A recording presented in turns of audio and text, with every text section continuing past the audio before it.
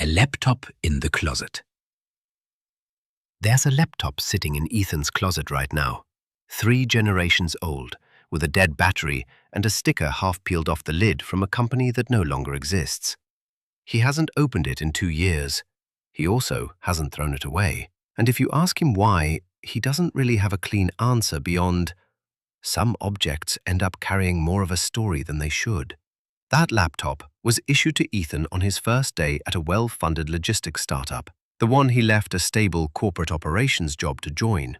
It's the same laptop that was still open on his kitchen table 9 months later at 2 in the morning while he tried to figure out whether the company he'd bet his career on was actually going to make payroll that Friday. The first day. Ethan was 29 when he got the offer. He'd spent 5 years at a mid-sized corporate logistics firm, doing competent work, earning decent pay, and holding a title that made sense to people at parties. The startup offer came with a title bump, a modest pay cut he told himself was temporary, and equity paperwork he skimmed more than he actually read, mostly because the numbers on the page looked so large they didn't feel entirely real. The laptop arrived before he did, sitting in a box on his new desk, still smelling faintly of the factory it came from. He remembers feeling, opening it that first morning, like he'd finally stepped into the version of his career he was supposed to be living. For the first 2 months, that feeling held. The laptop was covered in stickers within weeks, conference swag, an inside joke from a Slack channel, and a small flag from the company's first international client. It looked and felt like it belonged to someone building something real. His old corporate co-workers texted him, asking how the startup life was treating him, and he sent back photos of the office kitchen stocked with free snacks, feeling, for once, like the more interesting version of the story between them. He also, around that time, upgraded his phone plan and put a down payment on a slightly nicer car, small signals to himself that this new version of his career was permanent, decisions he'd end up regretting the details of, if not the underlying optimism, less than a year later. The cracks begin. Then the cracks started, quietly at first, the way they usually do.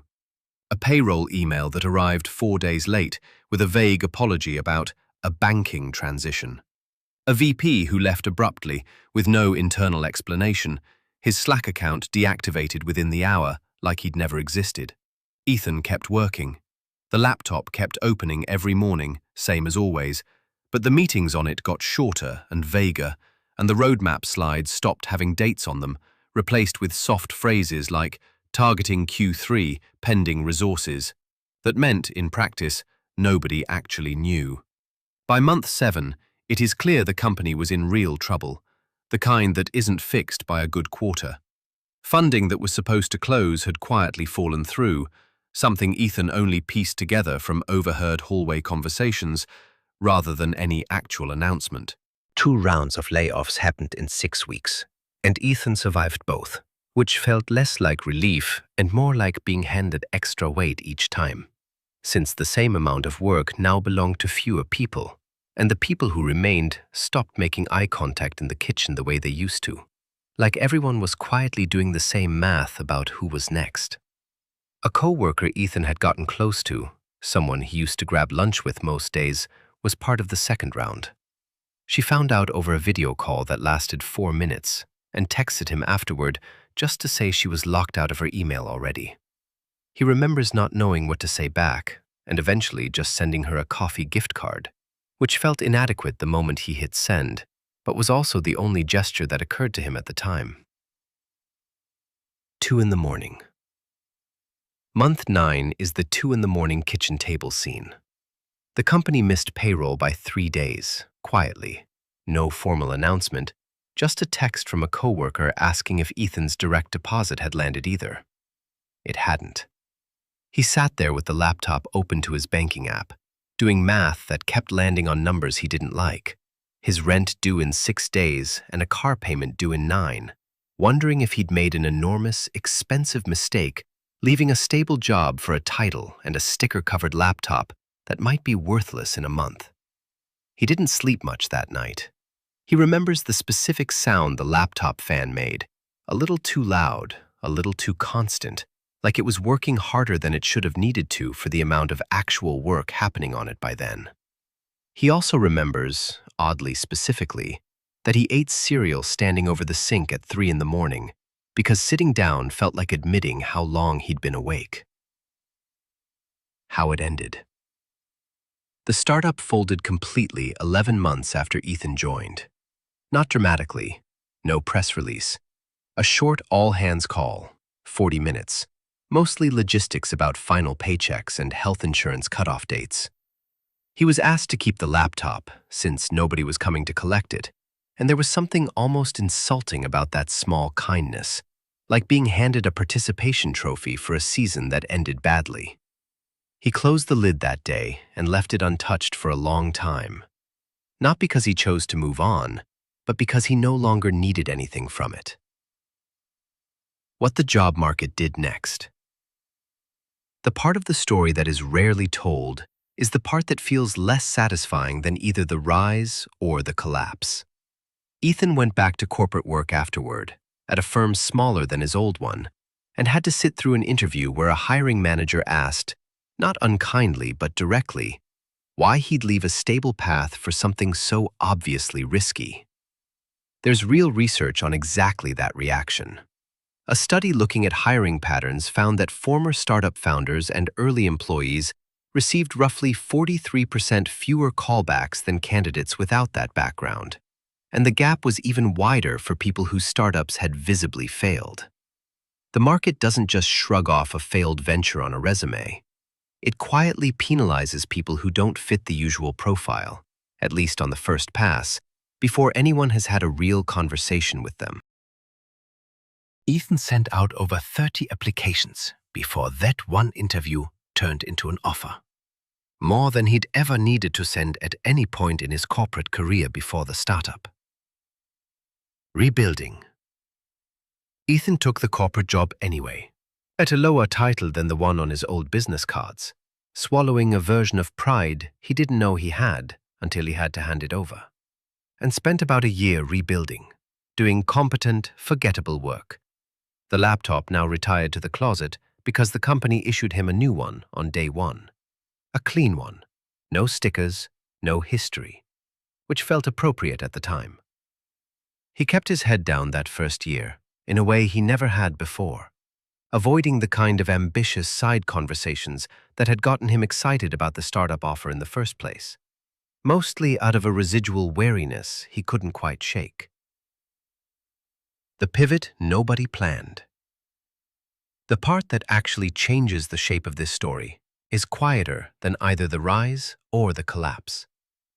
18 months into that rebuilding job, Ethan started a small operations consulting practice on the side, helping early-stage logistics companies avoid exactly the mistakes he'd lived through. Unclear cash runway communication, roadmap slides with no real dates, and leadership that goes quiet right before something breaks. Within a year, it had grown into his full-time work, and it's now more successful by revenue than either the startup or the corporate job that came before it, something he genuinely didn't see coming while he was living through the worst of it. Why failure wasn't wasted. It isn't a coincidence, and it isn't just grit either, even though grit is the word people reach for first. There's research on this specific pattern out of Harvard Business School that first-time founders and early operators succeed at roughly 21%, a number that barely moves for people whose first venture failed, sitting around 22%. But people who've already had one success behind them jump to something closer to 30%, sometimes cited even higher in later studies. The interesting wrinkle, the one that applies to Ethan, is that the scar tissue from a failure isn't neutral. It's not nothing, and it's not the same as a win, but it clearly isn't wasted either. It shows up later, in judgment you didn't have before, in warning signs you now notice in month 3 instead of month 9, and in the way Ethan now hears a client mention a vague fundraising timeline and knows immediately exactly what that vagueness usually means and asks about it directly instead of letting it slide the way he once did. What most versions of this story skip. Most versions of this story skip something. Ethan didn't choose the corporate detour as some clever, deliberate strategy toward a bigger comeback. He took it because he needed a paycheck, and his savings were nearly gone. The consulting business wasn't a grand plan either. It started because a former colleague, someone who'd also survived those 2 rounds of layoffs, asked him for advice over coffee, half joking.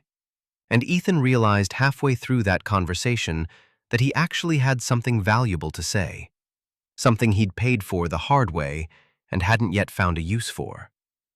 He also admits, when pushed, that he's not fully over the experience even now. He still checks his consulting client's payroll timing more carefully than he probably needs to. A small habit that's really just an old fear wearing a professional disguise. What he'd tell the version of himself who signed the offer? If Ethan could go back and talk to the 29-year-old signing that startup offer, he says he wouldn't tell him not to sign it.